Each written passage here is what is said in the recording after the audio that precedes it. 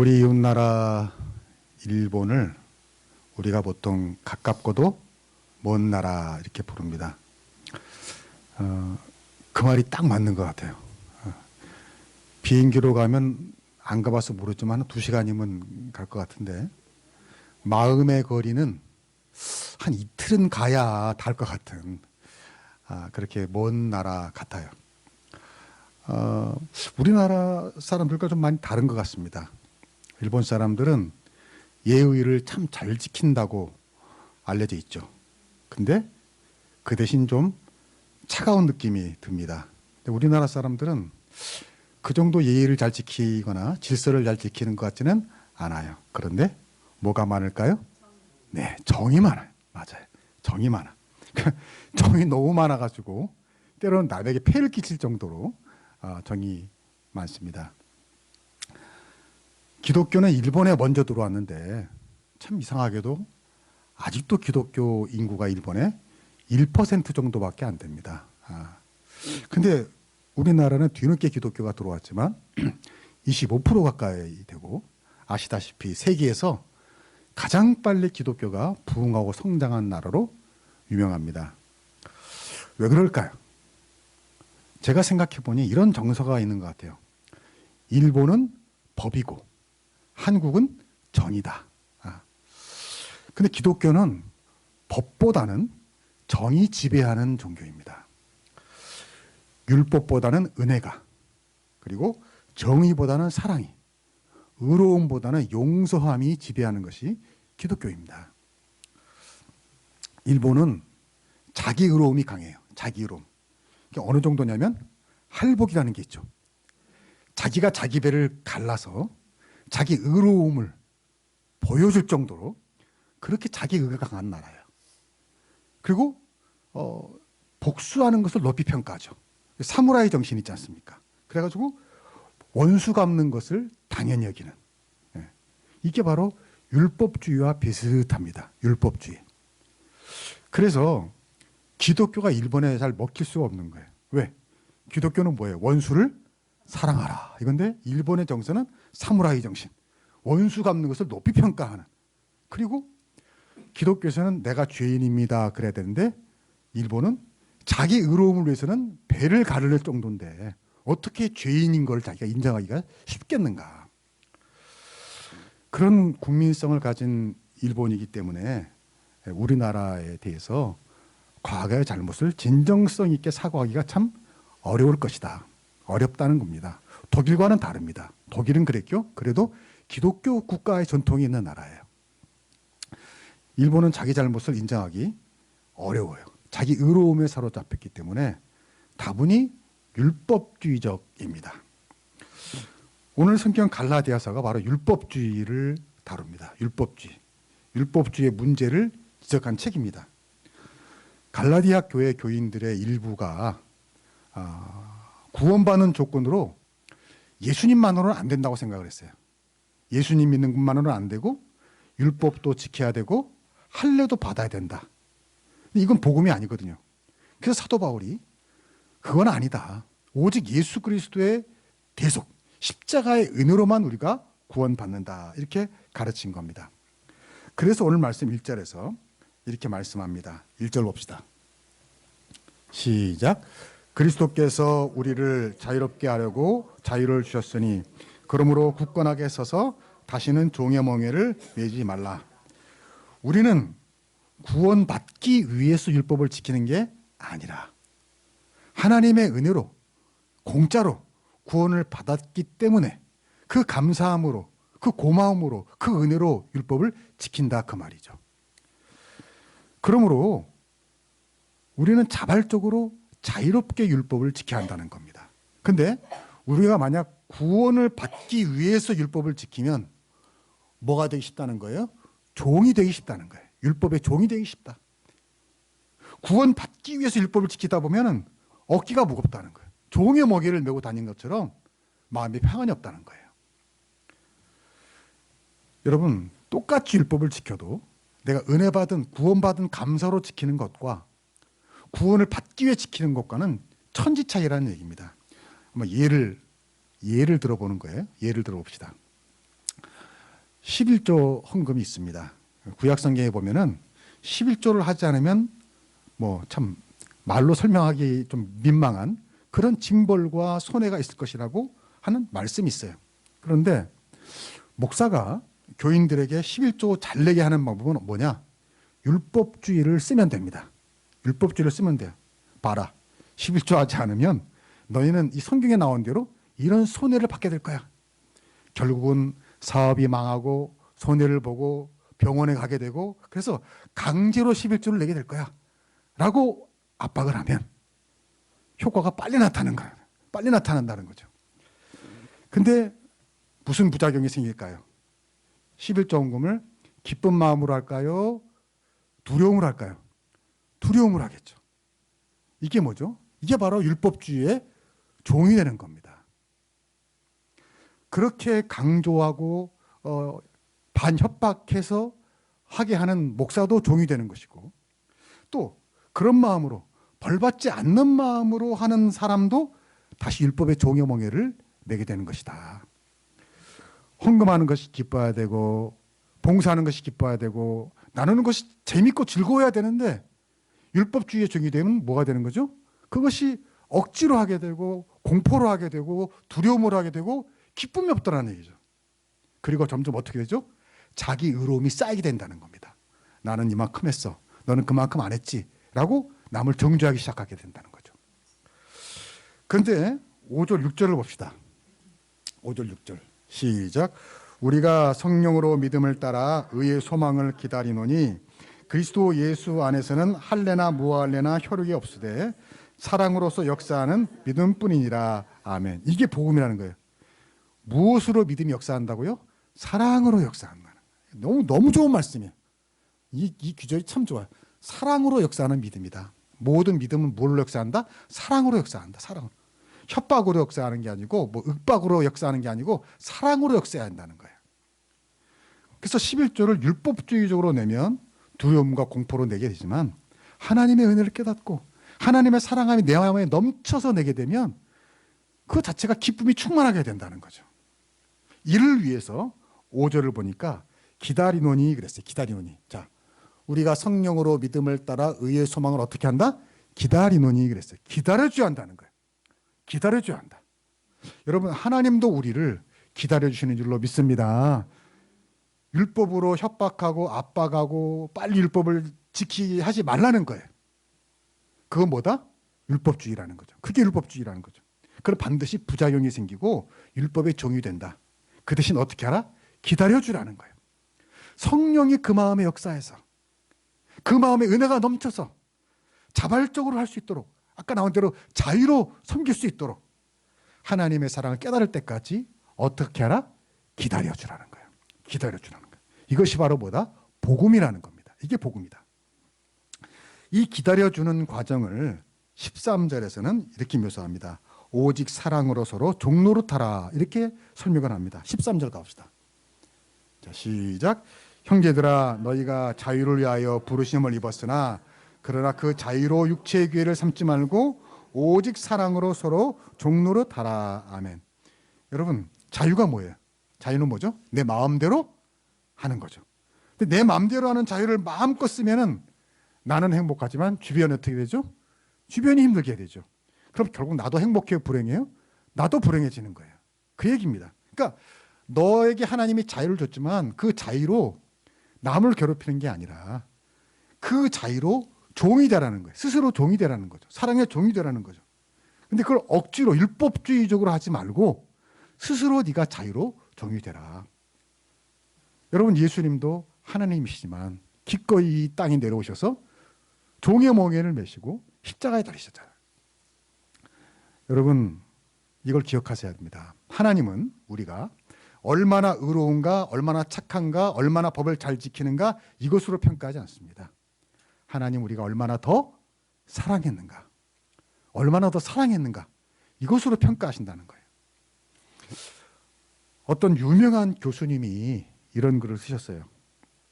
그분에게는 딸이 있었어요. 딸이 너무나 공부를 잘했습니다. 학교에서 늘 수석을 하고 1등을 하고 시험 봤다 하면 100점. 제 마치 어린 시절을 보는 것 같아요. 네. 믿거나 말거나. 예. 그러니까 그 아빠 되는 교수님은 늘 어깨가 으쓱했죠. 내 딸이 수석이고 1등이고 시험만 보면 만점이니까 아빠는 늘 어깨가 힘이 들어가면서 이렇게 생각했어요. 야, 우리 딸은 정말 공부를 좋아하고 정말 시험을 즐기는구나. 시험을 재밌어 하는구나. 이렇게 기특할 수가 있을까? 근데 한참 뒤에 충격적인 얘기를 듣게 됩니다.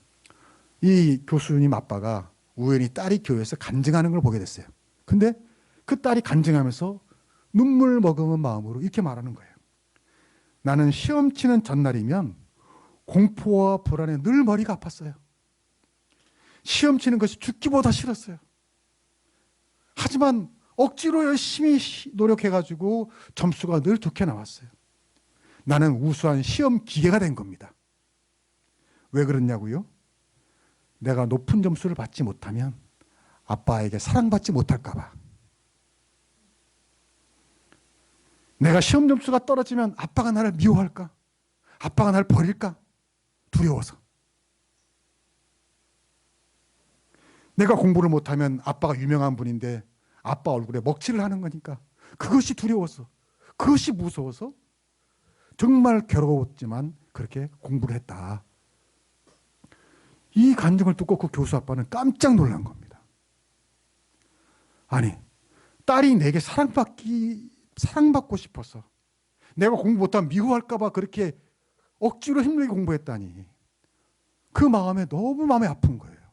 그래서 딸에게 이렇게 편지를 썼답니다. 얘야, 나는 내가 빵점을 받아와도 네가 대학 입시에서 떨어져도 남들이 다 바보라고 너를 손가락질해도 나는 세상 천하에도 이렇게 말할 거야. 너는 내 딸이라고. 내가 너를 사랑한다고. 너는 나의 가장 존귀한 존재라고. 그러면서 그 교수님이 울었답니다. 여러분, 이게 하나님과 우리의 관계예요. 우리는 하나님에 대해서 착각합니다. 내가 착하고 똑똑해야만, 내가 세상에서 출세하고 성공해야만 하나님이 나를 사랑할 거야. 그렇지 않다는 거죠. 그렇게 생각하는 것이 바로 뭐다? 율법주의의 종이 되는 거라는 거예요. 하나님 아버지는 아직도 부족한 죄인인 우리를 지금도 이 모습 이대로 사랑하시는 줄로 믿습니다. 오히려 율법주의의 종이 되어서 한 줌도 안 되는 내 공로를 가지고 내 의로움과 내 선행을 자랑하기보다는 가슴을 치면서 하나님, 나는 죄인입니다. 나는 부족합니다. 나를 긍휼히 여겨주세요 라고 말하는 자녀를 하나님 더 사랑하시고 더 용서하시고 더 축복하는 줄로 믿습니다. 오늘도 이 율법주의의 폐단은 교회뿐만 아니라 삶의 모든 영역에서 심지어 세상에서도 발견하게 됩니다. 왜냐하면 죄인된 인간의 본성이 바로 율법주의입니다. 율법주의는 뭐냐? 내 입장에서 나의 의로움으로 다른 사람을 정죄하는 겁니다. 예수님이 마태복음 7장에서 비판하지 말라고 그랬는데 그 말의 원뜻은 비판이 아니고 정죄입니다. 남을 정죄하지 말아라. 남을 심판하지 말아라. 그런 뜻입니다. 내가 너보다 의롭다는 걸 자랑하는 거예요. 이게 내로남불이죠. 이런 율법주의의 종이 되면 우리의 신앙이 어떻게 될까요? 위선적이 됩니다. 형식적이 됩니다. 그래서 조심해야 돼요. 제가 몇 주 전에 우연히 기독교 방송 이렇게 설교를 보다가 어떤 큰 교회 목사님의 자기 옛날 경험담을 제가 너무나 재밌게 들었어요. 그 목사님이 그러시더라고. 자기가 전도사 때였답니다. 근데 그 교회가 옛날에 그랬어요. 너무도 교회가 율법주의적으로 엄격한 교회라서 주일날은 돈을 쓸 수가 없었답니다. 돈을 못 쓰겠어요. 그러니까 뭐 아주 누가 돈을 쓰면은 아주 그냥 매장되는 거예요. 그 교회에서는 믿음이 없다고. 그러니까 전도사 입장에서 보니까 주일날이 뭐가 문제였냐면 점심은 괜찮았어요. 왜? 교회에서 먹으면 되니까. 근데 저녁에 다 끝나고 이제 집에 오면은 총각이고 피곤하고, 그러니까 내가 음식을 해 먹기가 힘든 거야. 근데 뭘 사 먹다가 만약에 교인이 보면 전도사님이 먼저 몸을 안 지키면 그럴 거 아니야. 그래서 이 전도사님이 고민하다가 어떻게 했을까요? 그 교회에서 몇 정거장 떨어진 곳에 가서 밥을 사 먹었다는. 예. 그 너무 웃기더라고. 근데 어느 날 그 교회 장로님이 그 부교육자들을 다 데리고 나가서 주일날 고기를 사준 겁니다. 그래서 이 전도사님 속으로 그렇게 생각했대. 깜짝 놀라면서 야, 이 장로님이 뭔가 이제 개혁을 시작하려나 보다. 우리 교회도 쓸 때는 돈을 좀 써야 됩니다. 주일이라도. 뭔가 이런 움직임을 하려나 보다. 그래가지고 고기를 잘 얻어먹고 장로님이 그랬대요. 장로님, 잘 먹었습니다. 그런데 장로님, 이걸 목사님이 아시면 아마 이게 좀 문제가 될 것 같아요. 주일날 돈 썼다고. 근데 장로님이 너무나 아무렇지 않은 표정으로 명답을 하더라는 거죠. 괜찮아요. 돈은 내일 주기로 했어요. 돈은 내일 주기로 했어요. 야. 그러니까 오늘 주일날 먹고 돈은 언제 줘요? 내일 줘요. 그럼 돈을 안 쓴 거니까. 좀 기가 막히다. 여러분, 이게 지혜로운 거예요. 여러분, 이게 무슨 의미가 있냐 이거죠. 그렇죠? 이렇게 율법을 지키려면 이게 무슨 의미가 있어요? 이거야말로 형식주의죠. 위선적인 거죠. 우리가 율법주의에 종이 되면 우리의 신앙 행동이 이렇게 되기 쉽다 이거야. 형식주의와 위선, 겉보여주기식이 된다는 거죠. 그러다 보면 가장 누가 피해를 보나 자기 자신이 보는 거예요. 왜? 겉과 속이 다르니까. 점점 달라지죠. 점점 달라져. 점점 멀어지죠. 내가 이렇게 기도를 많이 한다. 이렇게 나는 금식도 한다. 나는 이렇게 성경을 많이 읽는다. 봉사도 많이 한다. 이게 다 보여주기식이 되는 거예요. 난 이렇게 권사답고 장로답고 목사다운 사람이야. 이걸 남에게 보여주려고 하니까 그 마음에 기쁨이 있을까요? 없을까요? 없죠. 그리고 좀 자기의지가 쌓이는 거예요. 봐라. 난 이렇게 한다. 그리고 그것으로 남을 정죄하는 거죠. 비판하는 거죠. 이게 바로 율법주의의 종입니다. 근데 이렇게 율법주의의 종이 되면 우울증에 걸리기 쉬워요. 교회 다니는 사람 중에도 어떤 경우에 우울증에 빠지는데 그런 경우가 적지 않게 이런 율법주의에 매인 사람들이 이럴 때가 많아요. 왜? 교회를 나와도 기쁨이 없는 거예요. 말씀을 지켜도 기쁨이 없는 거예요. 율법주의 종이 돼서. 참다운 복음의 기쁨과 활기가 사라져버린 겁니다. 냉랭한 신앙이 되는 거예요. 또 율법주의의 종이 되면 냉정하게 되고요. 인간미가 없는 사람이 돼요. 여러분, 주님이 원하시는 사람은 어떤 사람이냐? 다정다감하고 친절하고 온유하고 따뜻한 사람이라는 거죠. 근데 율법주의의 종이 되면 그 반대가 돼요. 이상하게. 제가 오늘 주보 대문에 이렇게 썼습니다. 착한 일을 하기보다는 착한 사람이 되라 그랬어요. 착한 일을 하는 것과 착한 사람이 되는 것이 다를까요? 네, 때로는 다를 수 있어요. 제가 몇 가지 사례를 좀 알기 쉽게 드려볼게요. 6.25 전쟁 당시 미 8군 사령관 리치 웨이 대장이 대통령과 함께 전방을 시찰하고 있었어요. 대통령 모시고. 근데 너무 소변이 마려운 거예요. 근데 아무리 봐도 화장실이 없어요. 그러니까 어쩔 수 없이 대통령에게 양해를 구하고 그냥 좀 잠깐 세우고 좀 작은 걸 봐야 되겠습니다. 그리고 이제 말하면 노상방뇨를 하는데 생각해 보세요. 얼마나 뒤가 뜨끈뜨끈하겠어요. 장군이나 돼가지고 노상방뇨를 대통령이 보는데 그러니까 급하니까 어쩔 수 하긴 하지만 좀 민망하고 오는데 인기척이 느껴지는 거예요. 뭐지? 딱 보니까 대통령이 옆에 와서 같이 소변을 보는 겁니다. 여러분 이 뭐죠? 대통령이 배려해 준 거죠. 깊은 뜻이 있는 거죠. 대통령이 뒤에서 장군이나 돼가지고 비판하는 게 흉보는 게 아니라 같이 가서 소변을 봐주는 거예요. 왜? 민망하지 않도록. 여러분 노상방뇨라는 것은 나쁜 일이지만 그 사람이 민망할까 봐 같이 해주는 것은 착한 사람이다 그 말이에요. 착한 사람이다. 여러분 어떤 친구가 밤에 자기 집 문을 쿵쿵쿵 두드려요. 나가보니까 이 친구가 꼴이 말이 안 해요. 알고 보니까 뭔가 실수를 해가지고 나쁜 일을 해가지고 경찰에 쫓기는 거예요. 근데 그때 나쁜 일을 했다고 당장 그를 고발하는 건 착한 일이죠. 그런데 그 오갈 데 없는 친구를 불쌍히 여겨서 일단 들어와 봐. 그리고 밥도 좀 주고 좀 씻으라고 쉬기도 하고 그리고 어떻게 좀 설득해서 자수해야겠다라고 한다면 그 사람은 일단 범인을 은닉해 줬으니까 나쁜 일을 한 거지만 착한 사람이다 나쁜 사람이다? 착한 사람이라는 거예요. 여러분 주님이 원하시는 사람이 어떤 사람입니까? 당장 고발하는 그런 사람일까? 아니면 그를 잠시 쉬게 하는 사람일까? 한번 깊이 생각하셔야 한다는 거예요. 여러분 착한 일을 하는 데만 집중을 하고 의로운 일에만 집중하게 되면 율법주의자가 되기 쉽다는 거예요. 어떻게 되죠? 자기와 같지 않은 사람, 나와 다른 성향, 나와 다른 성별, 나와 다른 계층, 나와 다른 어떤 정치적인 서양 가진 사람을 공격하게 됩니다. 비난하게 됩니다. 증오하게 됩니다.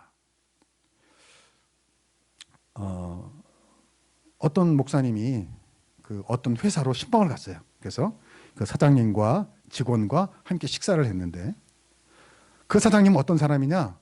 자수성가한 사람이야. 그러니까 얼마나 그 자수성가한 사람의 특징이 있어요. 다 그렇진 않지만 아주 그냥 아주 자기 의지가 강하고 아주 뭐 철저한 그런 분이죠. 그래서 절약을 해서 이렇게 성공한 사람이야. 근데 밥을 다 먹었는데 보니까 직원이 밥을 남겼어. 그랬더니 사장님이 보더니 아유 밥을 남겼네 그랬더니 그 직원의 밥을 가져와서 남기면 안 되죠. 다 먹는 거예요. 여러분 그 사장님은 착한 일을 한 거죠. 밥을 하나도 안 남기고 직원의 밥까지 갖다가 먹었으니까 그거 얼마나 착한 일을 한 거예요. 근데 그 사장님 착한 사람일까요? 아닙니다. 아니에요. 악하다고 볼 수 있어요. 왜? 자기의 의로움으로 그 직원을 민망하게 한 겁니다. 상처를 준 겁니다. 여러분 그 직원이 앞으로 그 직장 생활 편하게 할 수 있을 것 같아요? 못하죠. 야, 나 사장한테 찍혔구나. 이렇게 될 겁니다. 여러분 이게 율법주의입니다. 나는 이렇게 의로워. 나는 밥도 안 남겨. 이걸 가지고 다른 사람을 정죄하는 거예요. 그 직원이 어떤 사연이 있는지 모르잖아요. 많이 못 먹을 수도 있고 속이 아플 수도 있고 그래서 남길 수도 있어요. 뷔페에서 이런 경우가 있어요. 뷔페 가면 밥을 함께 먹는데 앞에 있는 사람이 이거 맛있는 거라고 뭘 갖다가 나한테 덥석 주는 거예요. 내가 이미 다 먹었어. 배가 불러. 나 이거 필요 없어. 그럼 어떻게 해요? 당장 돌려주는 거죠. 나 이거 먹었어. 필요 없어. 그러면 그건 착한 일은 한 걸 수 있어요. 왜? 그 불필요한 거 받아가지고 남기지 않으니까. 근데 그렇게 하지 않는 겁니다. 일단 받아두는 거죠. 왜? 그 자리에서 돌려주면 그 사람이 얼마나 민망하겠어요. 그리고 자기 생각했다고 딴에는 호의로 갖다 준 건데 난 필요 없다고 줘버리면 얼마나 그 사람이 좀 민망하겠어요. 그러니까 받아주는 거예요. 왜? 호의니까. 그리고 정 못 먹겠으면 어떻게 하는 거예요? 상대방이 모르게 슬그머니 버리는 겁니다. 자, 음식물을 버렸으니까 나쁜 일을 한 겁니까? 예, 나쁜 일이라고 할 수 있어요. 그러나 나는 그 사람이 착한 사람이라고 생각합니다. 나는 착한 사람이라고 생각해요. 여러분 율법주의가 바로 이런 겁니다. 난 이렇게 의로워. 난 실수가 없어. 나는 정말 완전해. 라고 하면서 그거로 내 상대방을 민망하게 하고 정죄하고 부끄럽게 만든다면 그게 바로 율법주의라는 거예요. 착한 일을 하는 것보다 더 중요한 건 그래서 착한 사람이 되는 것이다. 근데 우리가 율법주의에 종이 되어버리면 착한 일을 한다고 나는 의롭다고 나는 실수가 없다고 다른 사람을 민망하게 하고 무시하게 하고 상처를 줍니다. 냉랭한 사람이죠. 냉랭한 사람. 그리고 이런 율법주의에 종이 되면 집에서도 화목하기가 힘들어요. 부부가 서로 다 율법주의다. 그럼 어떻게 되겠어요? 내가 돈 벌어온 것이, 내가 밥한 것이, 내가 청소한 것이 다 내 의로움이 돼가지고 어떻게 하죠? 상대방을 정죄하는 거죠. 난 이렇게 했는데 너 이렇게 안 하냐? 상대방을 공격하고 짜증을 내고 화를 내고 불평하고 원망하는 근거가 된다는 거예요. 나의 의로움이 된다는 거예요. 그거는 지배 아닙니다. 법정이지. 그러나 우리의 가정은, 우리의 집은 은혜가 지배해야 되는 것인 줄로 믿습니다. 율법주의가 지배하면 거기 행복이 없다는 거예요. 오늘은 내가 좀 참아주고 내일은 네가 좀 참아주고 서로 내가 의롭지만 나의 의로움으로 상대방을 심판하지 않고 하나님이 원하시고 성경에 가르치는 사람은 절대로 빈틈이 없고 완벽한 사람이 아니에요. 좀 실수가 있더라도 허물이 있더라도 상냥하고 친절하고 다정한 사람이다. 나는 여러분들이 그렇게 되길 주의 이름으로 축복합니다. 왜 예수 믿는 사람 하면 세상에서 이미지가 깍쟁일까요? 왜 교회 다니는 사람은 뭔가 옹졸하고 협량하고 관대하지 못하고 포용력도 없고 왜 그렇게 생각을 할까요? 그건 우리가 예수님을 잘못 믿은 겁니다. 나는 잘 믿는다고 하는데 그게 바로 율법주의가 돼버린 거예요. 여러분, 우리는 예수님처럼 완벽하지 못하면서도 완벽한 척해요. 어떨 때 보면 예수님보다 내가 더 믿음이 더 좋은 것 같아. 진짜로. 어떨 때는 예수님보다 내가 더 율법을 잘 지키는 것 같아요. 여러분, 심지어 예수님은 의로우신 분이시지만 죄인의 누명을 쓰고 십자가에 달려 죽으셨습니다. 그렇잖아요. 이 십자가라는 건 뭐예요? 그 당시 가장 악독한 죄인이 지는 벌이잖아요. 근데 예수님은 그걸 지셨어요. 묵묵히. 근데 오늘 우리는 어때요? 조그만 욕을 먹어도, 조그만 오해를 받아도, 조그만 누명을 당해도 우리는 못 견뎌요. 분노해요. 화를 내요. 나를 이렇게 무시해? 나를 이렇게 오해해? 사실 그게 아니에요. 예수님을 생각하세요. 예수는 비교할 수 없는 누명을 지셨지만 묵묵히 십자가를 지셨습니다. 내가 수치를 당하고 내가 무시는 당한 것을 못 참는 것. 바로 그게 율법주의 종입니다. 가벼운 이야기를 하나 하고 마치겠습니다. 어떤 집사님이 기차를 탔어요. 들어보신 이야기일 수도 있는데 기차를 타고 집사님이 이제 교회를 아주 신앙이 좋으니까 기도를 했어요. 하나님 오늘 뭐 무사히 가게 하시고 어쩌고저쩌고 기도를 했다고 눈을 딱 떴더니 건너편에 앉은 분도 기도를 하고 있는 거야. 같이 교회 다니는구나. 반갑다. 그래서 눈 뜨니까 교회 다니세요? 네. 어디 계십시오? 어디 계십시오? 반가워요 하고 같이 또 손잡고 기도도 하고 얘기도 하고 너무 진짜 천국처럼 화기애애하게 같이 기차를 타고 갔어요. 그런데 점심시간이 됐어요.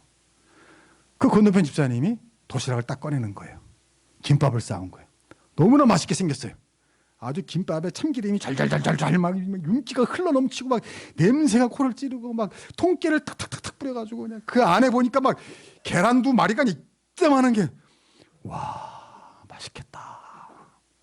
이게 어떻게 생각했을까요? 나를 먹어보라고 하겠지. 웬걸 아무리 기다려도 먹어보라 말이 없는 거야. 그 집사님 자기 혼자 막 먹는 거야. 그것도 얼마나 맛이 있는지 막 급하게 쳐 드시는 거야. 막 계속해서 이러다가는 다 먹을 것 같아. 그래서 이 집사님이 꾀를 냈어. 성경 말씀을 딱 꺼냈어. 성경에 보니까 내 이웃 사랑하기를 내 몸같이 하라고 했던데 이러는 거예요. 내 이웃 사랑하기 내 몸같이 하라고 했던데 왜 너만 지냐? 나눠 먹자. 그런데 이 사람이 귀뚱으로도 안 듣고 계속해서 먹더니 나중에 김밥 하나를 딱 들고 이렇게 말하더라는 거예요. 집사님 성경에 이런 말씀도 있어요. 십계명에 내 이웃의 것을 탐내지 마라. 탐내지 마라. 그러더니 그 하나 남은 김밥을 홀짝 먹더라는 거예요. 이제 그때부터는 이제 그 기차 그 사이가 완전 어떻게 된 거예요? 지옥이 된 거죠. 이제 한랭 정선이 된 거죠. 이제 여러분 둘 다 똑같다라는 생각이에요. 둘 다 똑같다. 성경 말씀으로 자기 자신을 다스리라고 그랬지. 언제 남을 그렇게 남을 치라고 그랬습니까? 네.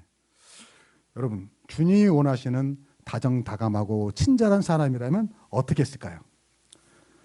그런 성경 말씀 하나도 몰라도 돼요. 그 김밥 싸온 집사님은 벌써 그랬을 거예요. 이거 내가 싸왔는데 같이 먹어요. 같이 다 먹기가 좀 아까우면 몇 개라도 좀 맛 좀 보세요. 아마 그랬을 겁니다. 김밥을 안 싸온 집사님도 상대방이 김밥을 안 준다고 성경 말씀을 공격하거나 비꼬지 않았을 것 같아요. 오히려 어떻게 생각했을까요? 배가 참 고팠나 보다. 많이 배가 고팠네 저 사람. 긍휼히 여길 거예요. 그리고 지나가는 홍익회 그 매점 있으면 사이다를 하나 살 거예요. 그 사이다 사서 줄 겁니다. 아, 이거 마시고 먹어. 제하겠어. 아, 그럴 거예요. 상대방은 김밥을 안 줬지만 사이다 줬어. 제하지 말라고. 여러분, 사실 나도 그렇지만 우리가 이렇게 못하죠. 못합니다. 그래서 어떻게 해야 돼요? 매일매일 결심을 해야 돼요. 결심. 무슨 결심? 다정할 결심. 아, 오늘도 다정할 결심, 친절할 결심, 용서할 결심, 온유할 결심, 사랑할 결심, 김밥 하나 더 줄 결심. 이것이 우리가 매일 해야 할 결심이고, 이 결심을 하나님이 축복하실 줄로 믿습니다. 여러분, 다정한 사람이 결국 잘 돼요. 왜 그럴까요? 분명히 기억하세요. 사실 행복과 성공의 비결은 인간관계입니다. 여러분, 왜 행복하죠? 인간관계가 행복해야. 여러분, 회사 다니기가 지겹고 힘들고 가기 싫은 거 왜 그런 줄 아세요? 회사에 뭔가 싫은 사람이 있어요. 괴롭히는 사람이 있어요. 인간관계 안 좋아요. 그럼 가기 싫은 거예요. 근데 회사의 분위기가 좋잖아요. 회사가 재밌어요. 일하기도 재밌어요. 진짜 서로 농담하고 너무나 재밌는 거예요. 가정도 그래요. 그게 다 뭐냐?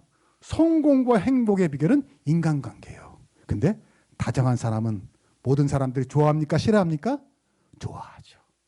그 다정한 사람한테 사람들이 모여요. 그 다정한 사람들한테 높이 평가해요. 그 사람은 반드시 잘 되어야 되어 있습니다. 다정해서 손해보는 게 아니에요. 당장은 김밥 하나 줘가지고 손해보는 것 같지만 김밥이 통째로 오는 줄로 믿습니다. 다정한 사람, 친절한 사람, 우리 그 결심을 해야 합니다. 그래서 성경이 말하는 이 놀라운 복을 받게 되시길 주의 이름으로 축복합니다. 기도하겠습니다.